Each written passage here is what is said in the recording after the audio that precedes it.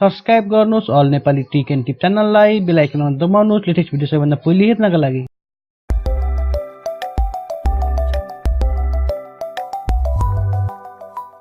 नमस्कार, आजको यस भिडियोमा तपाईहरुलाई म पीडीएफ को लार्ज फाइललाई कसरी स्मल फाइलमा कन्भर्ट गर्ने भन्ने बारेमा सिकाउन गइरहेको छु। तपाईहरुले पीडीएफ को लार्ज फाइललाई स्मल फाइलमा कन्भर्ट गर्न सक्नुहुन्छ। त्यसको लागि तपाईहरुले कुनै पनि सफ्टवेयरको युज गरिराख्नु पर्दैन। तपाईहरुले अनलाइनबाट सजिलैसँग यसलाई पीडीएफ को लार्ज फाइललाई स्मल फाइलमा कम्प्रेस गर्न सक्नुहुन्छ। त्यसको लागि तपाईहरुले एउटा साइट ओपन गर्नुपर्ने हुन्छ जुन साइटको नाम छ स्मल पीडीएफ भन्ने।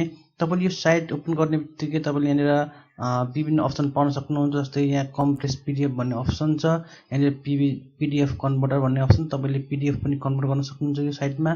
तपाईले पीडीटी फाइललाई पनि पीपीटी फाइललाई पनि पीडीएफ फाइलमा कन्भर्ट गर्न सक्नुहुन्छ। अर्को छ तपाईले पीडीएफ टु पीपीटी भन्छ, तपाईले पीडीएफ देखि पीपीटीमा पनि कन्भर्ट गर्न सक्नुहुन्छ। तपाईले यहाँनिर जेपीजी टु पीडीएफ भन्छ, तपाईले जेपीजी फाइललाई पनि पीडीएफ म्याचबाट कन्भर्ट गर्न सक्नुहुन्छ। अर्को छ हाम्रो पीडीएफ टु जेपीजी, तपाईले सबै कामहरु यस टुल्समा गर्न सक्नुहुन्छ। जसरी एक्सेल टु पीडीएफ भनेको छ, पीडीएफ फाइललाई तपाईले एडिट गर्न सक्नुहुन्छ। वर्ड टु पीडीएफ भनेको छ, तपाईले वर्ड देखि पीडीएफ मा कन्भर्ट गर्न सक्नुहुन्छ। पीडीएफ टु वर्ड भनेको छ, तपाईले सबै कामहरु यस साइटमा गर्न सक्नुहुन्छ।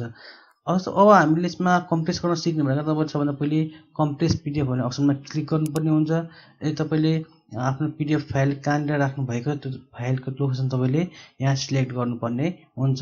तपाईले यहाँनिर चुज फाइल भन्ने अप्सन आउँछ, तपाईले यो चुज फाइल भएको अप्सनमा क्लिक गर्नुपर्ने हुन्छ।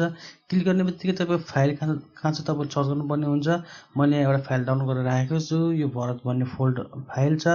यो 10 MB को फाइल छ। यसको प्रोपर्टिज हेरौँ, 10.2 MB को फाइल छ। यसलाई हामी कम्प्रेस गर्नेछौँ। यसलाई ओपन गरौँ। ओपन गरेपछि हाम्रो लोडिङ हुन्छ। तपाईको इन्टरनेट स्पिडमा भर पर्छ, तपाईको टाइम कति लाग्ने भनेर। तपाईको इन्टरनेट स्पिड फास्ट छ भने तपाईको चाँडै लोडिङ हुन्छ। यदि तपाईको फाइलको साइज पनि बढी भयो भने तपाईको लोडिङ यसमा ढिलो हुन्छ। तपाईले यसमा सजिलैसँग पीडीएफ फाइललाई कम्प्रेस गरेर फाइलको साइज घटाउन सक्नुहुन्छ।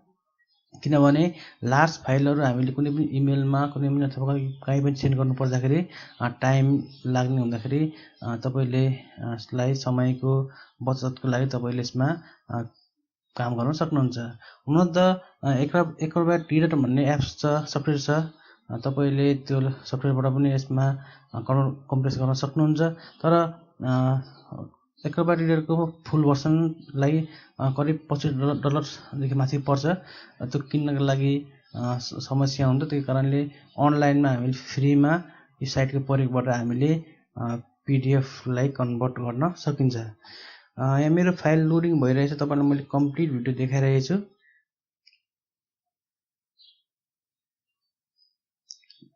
तपाईको इन्टरनेट स्पिड फास्ट छ भने तपाईको फाइल चाँडै लोडिङ हुन्छ र तपाईको इन्टरनेट स्लो छ भने तपाईले केही समय लाग्न सक्छ। मैले यो भिडियो प्रोसेसिङलाई अहिले स्किप गरेको छु। हाम्रो पीडीएफ कन्भर्ट भइसकेको छ। तपाईहरुलाई मैले केही लोडिङ भएको भिडियोलाई स्किप गरे। तपाईले यहाँ देख्न सक्नुहुन्छ हाम्रो 10 MB को फाइल अहिले घटेर 9.09 MB बनेको छ। तपाईहरुले यसरी नै कुनै पनि फाइललाई घटाउन सक्नुहुन्छ। तपाईले यो फाइललाई जेपीजी मा पनि कन्भर्ट गर्न सक्नुहुन्छ, एडिट पनि गर्न सक्नुहुन्छ। यहाँनिर अप्सन छ, तपाईहरुले यसलाई गुगल ड्राइभमा सेभ गर्न सक्नुहुन्छ।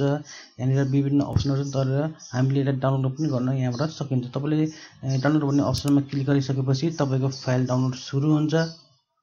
तपाईले फाइललाई डाउनलोड गर्न सक्नुहुन्छ आफ्नो कम्प्युटर तथा ल्यापटपमा। हाम्रो डाउनलोड सुरु भइसकेको छ। यसरी तपाईले कुनै पनि लार्ज पीडीएफ फाइललाई स्मल पीडीएफ फाइलमा कन्भर्ट गर्न सक्नुहुन्छ। धन्यवाद छ तपाईहरुले यो भिडियो हेर्नु भएकोमा। लाइक गर्न नबिर्सनु, सब्स्क्राइब गर्न नबिर्सनु होला। जय नेपाल।